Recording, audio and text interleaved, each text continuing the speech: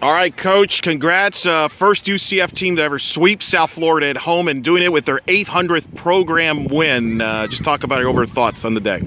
I like how they came out. They're a tough team. USF is a tough team. Any year, anytime. Just they're well coached. They always have good pitching, good defense, and I just like how we kept putting the ball in play until something happened. I mean, we squared the ball up quite a few times right at people, and it dropped in for us in that last inning, the bottom of the sixth. So proud of our team, proud of our program, and what better way to end it with all those Knight fans out on the field today. So you guys are obviously moving to the Big 12, but can we plan on seeing you schedule more games against USF in the future? Yes. We're going to figure it out to go. I don't know if we'll do a home and home or each other's tournaments, but we'll continue to keep up with each other. Sarah Willis, fantastic. Goes 6 innings, gets out of that bases loaded jam, throws that nasty changeup which she smiled about. Her overall thoughts, she's the leader in the conference games in ERA and made a big statement here, I think, for a lot of people for Pitcher of the Year. Yeah, she's just doing her thing and getting stronger with each game that she's thrown. That's, I think, against a very good team, a very seasoned team, to be able to throw 2 times in a weekend and get stronger, like you said, as she went, is huge for us and huge for her. She's tough to play. She's tough to beat just because she has so many mixes and speeds and can throw the ball darn hard. So, and then she fields her position so well. Even on that one base hit, I thought she made a really good play on it. Time and time again, we talk about the same name coming up big, Chloe Evans. Tell me a little bit about her. Yeah, I think, we talk about Chloe Evans quite a bit, but you have those others around her as well. So it's kind of pick your poison. But, Chloe comes in clutch. She stays calm in high-pressure moments. And, I think she's going to be safe regardless if the ball was caught or not.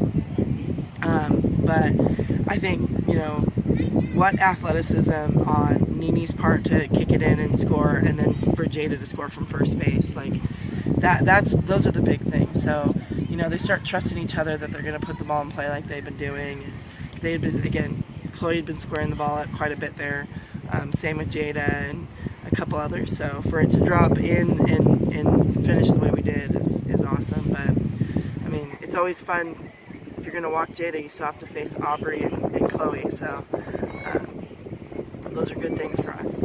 This pitching staff as a whole, this was a big weekend. Sarah's pitching her, but Grace Jewell comes in, closes the game out a day after she gets the win in a day where Angelina DeVoe on her birthday gets a big hold in that 6th inning in a jam, and then Kaylin Felton closed the game. This is the staff you were talking about by committee. It's starting to grow up here before our very eyes, isn't it? Yes, it is. All 4 of them are really through great this weekend. And it's going to be important when we, go and face these teams again in the conference tournament, is if we can have all 4 of them, doing their thing, it's going to be really hard to beat us. Some questionable hit-by-pitch calls, in the game. What are you going through? What's going through your mind at those points? I didn't see the film. I going back and watching it, I did think that she leaned over, but I'll go back and watch it and see.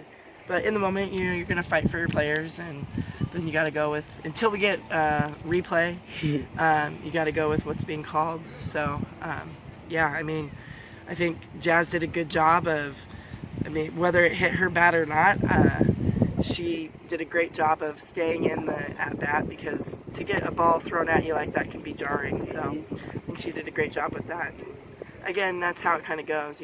I think the chips have kind of fallen for us quite a bit in umpire calls, and so just a couple of those didn't go our way, but we stayed tough and locked down, shut out the Bulls. So I think it's really good that we are going through all of those moments so that we can stay strong. Big crowd for a Sunday noon game. It could get hot, as you know. No shade, as fans always bring it up to us sometimes. But a big crowd, very loud. And I know there was somebody throwing a birthday party, you were telling us, in the outfield. I know you greeted them in the pre. The atmosphere this weekend was pretty amazing. Yeah, so cool. I went out there and I said, okay, what's going on over here? You guys look like you're having fun. And Whitney was having her 8th birthday party. And so it's just really cool to know that somebody wanted to hold their birthday at the UCF softball game.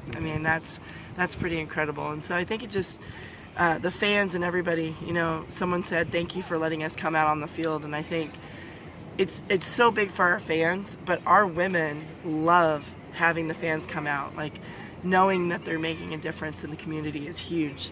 And being loved like that, Night Nation is always awesome. We all know that.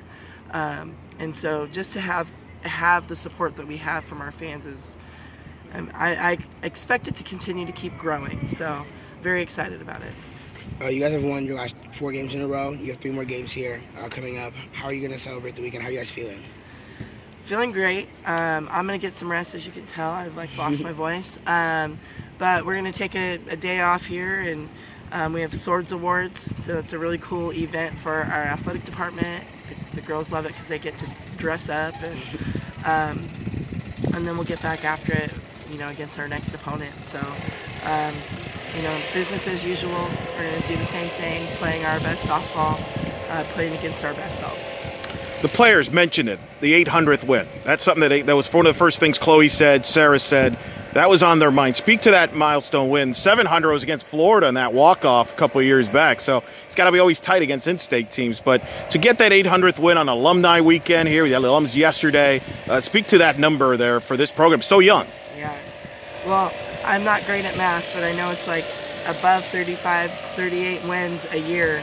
And so that just speaks to how successful this program has been every single year.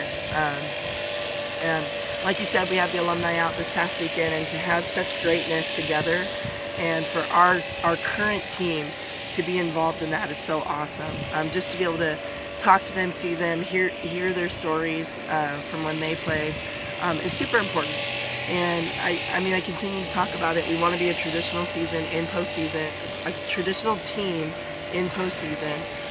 We want to, break the barrier of getting to the World Series and being there. And you can't do that without your alumni. You can't do that without the past impacting the present, and then definitely impacting the future. And so I love what we're building here.